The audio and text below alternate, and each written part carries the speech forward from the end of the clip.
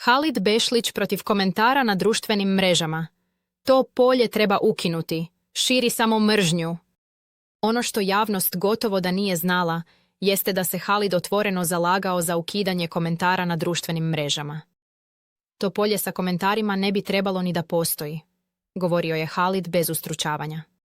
Prema njegovim rečima, komentari su postali prostor u kojem svako može da napiše šta god želi, bez odgovornosti, bez imena i bez mere. Umjesto mišljenja, otrov.